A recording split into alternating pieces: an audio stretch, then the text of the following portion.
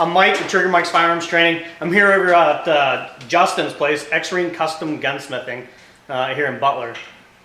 If you haven't checked them out, go online. What's the website?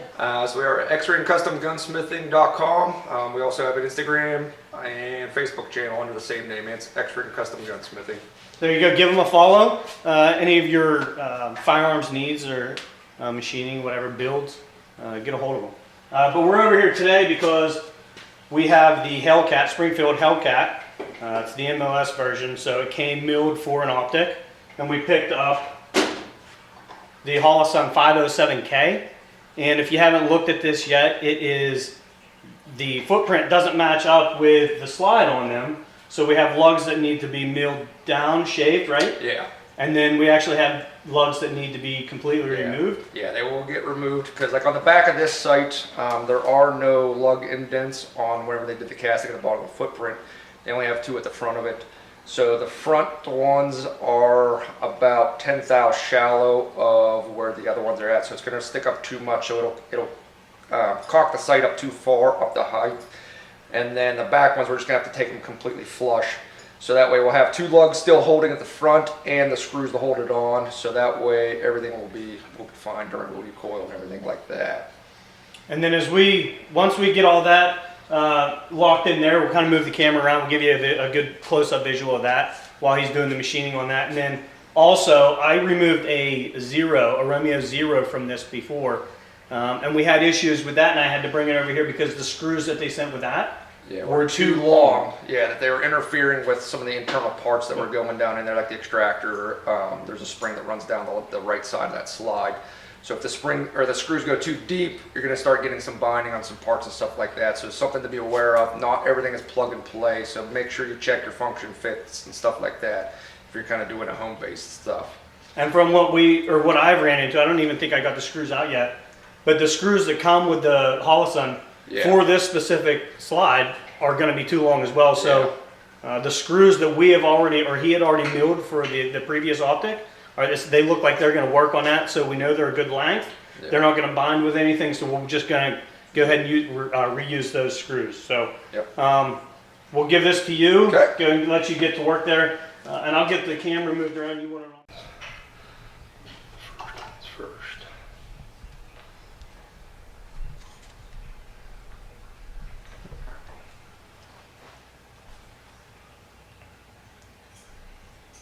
All right, so we got her clamped up in our vise. So what we're going to do first, since these front two recoil lugs are too high to fit in those recesses, we're going to plane those down. We measured the inside of the detent holes or whatever inside of this. They're about 27 thou deep.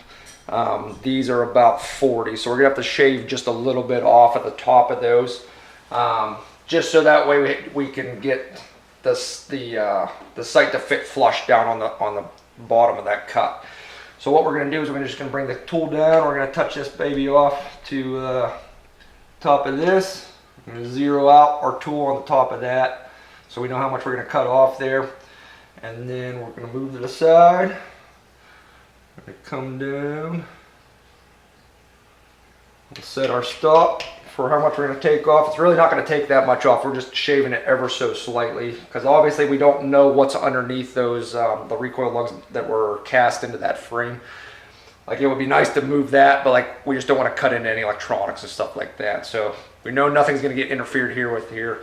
We're still going to have plenty to come up. We're only taking a few thousandths off essentially to kind of give that a little bit of clearance on there. So we'll fire it up and we'll shave the front ones, and then we'll transition over to the back, and then we'll cut those ones completely off.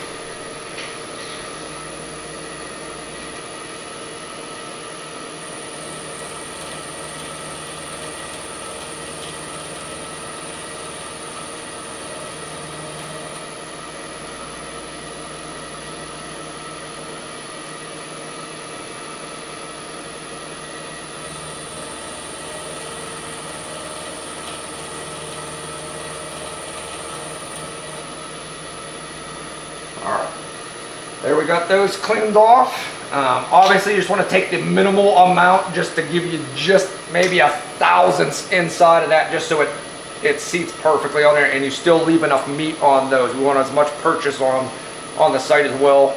Obviously, recoil is a violent action on the slide. You just want to make sure there's enough strength there to kind of keep your sight locked to the slide and keep your zero. So we'll shut this off. That way we're not cutting on the slide just yet on the back. We'll get our tool set off to where the bottom.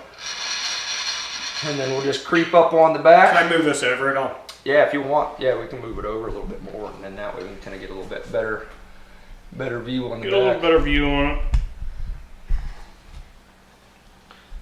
Actually, what we'll do is we'll just switch sides.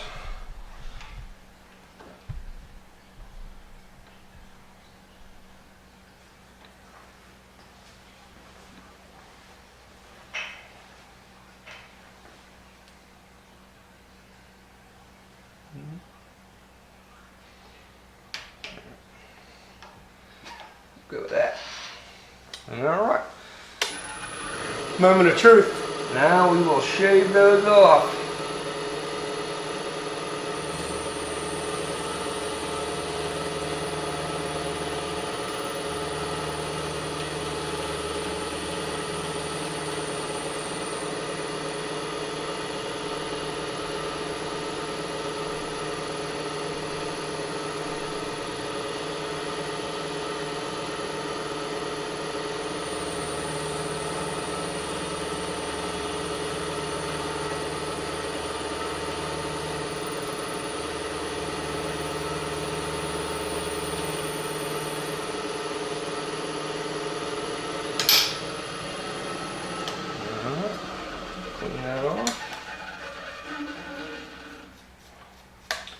Now we got that exactly fit there.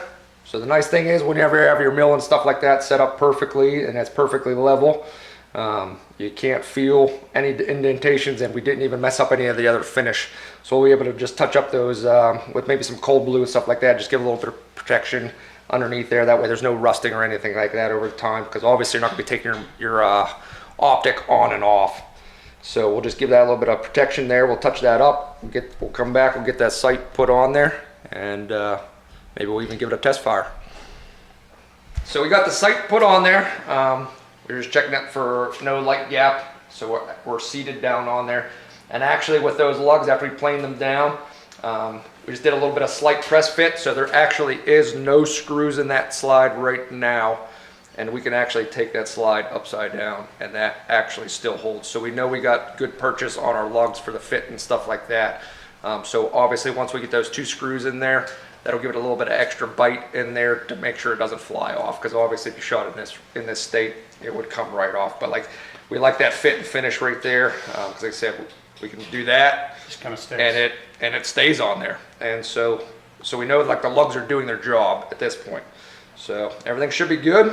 We'll get the screws put back in there, make sure that all fits up nice, and then we'll get the gun put back together, and then we'll give it a test fire. What is there anything that they need to worry about putting on the milled spots so they don't rust or? Yeah, so like what we'll do, I have some stuff, it's called cold blue, like any of your like generic cold blues and stuff like that. We'll give it some of that added level of protection there.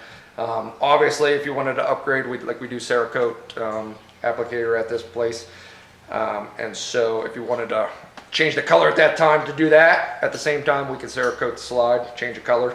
But like for how much we like took off, like the exposed level, really not going to matter too much if you want to just touch those up with cold blue and leave the original finish on there.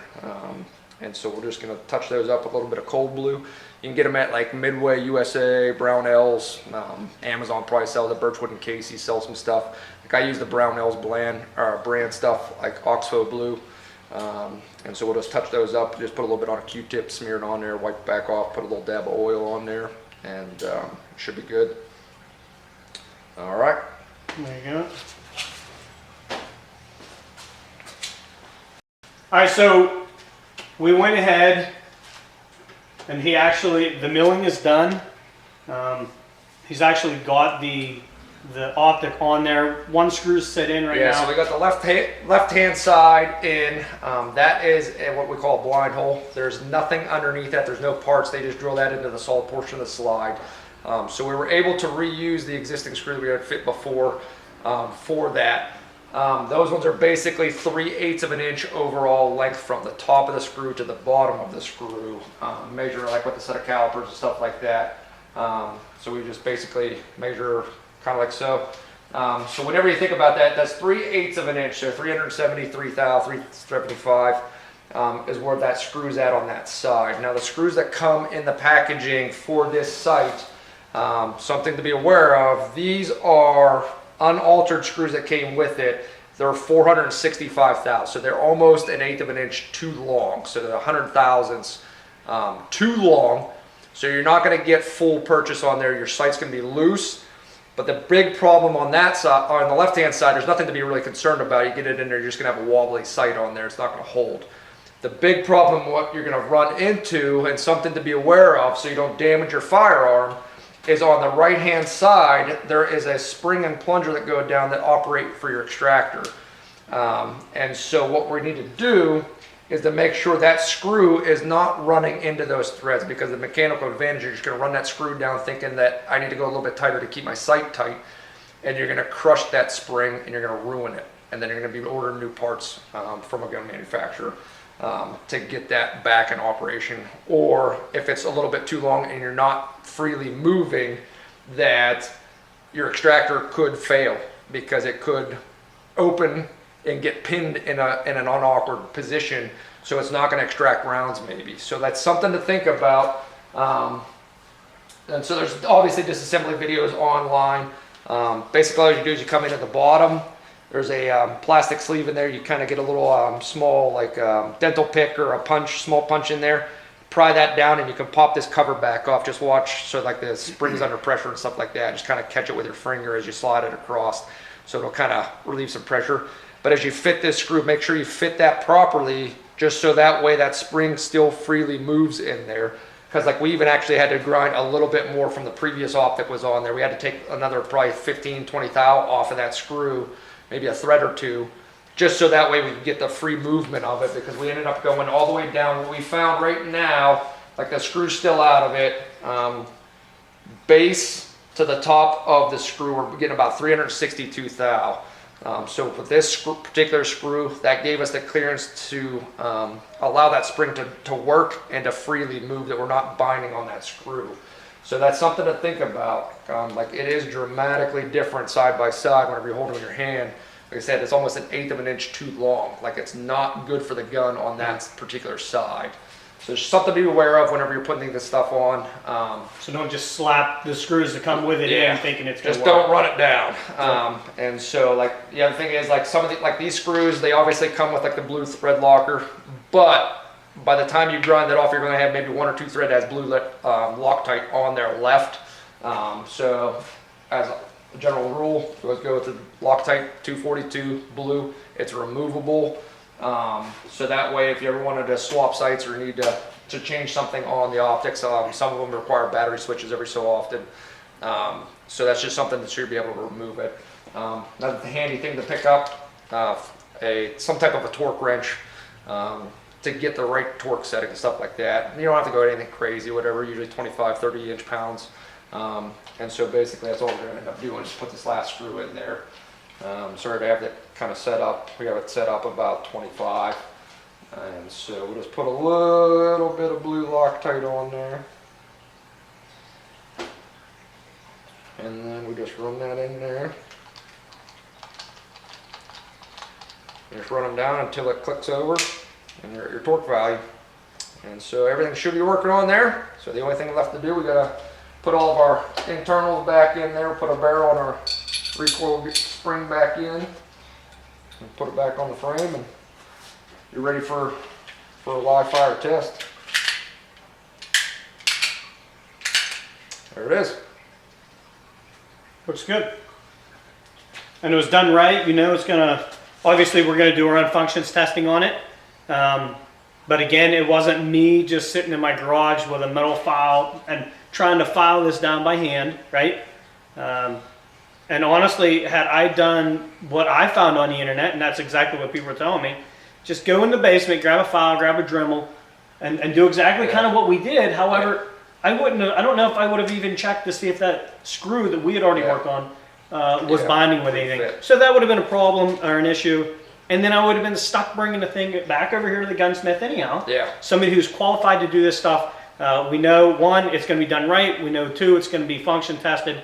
And whenever we get it back, we're not going to have any issues with it beyond that point. So at this point, we're going to go ahead and we'll do a functions test, and then we'll do a live fire on it. So again, we appreciate Justin with X-Rain Custom Gunsmithing.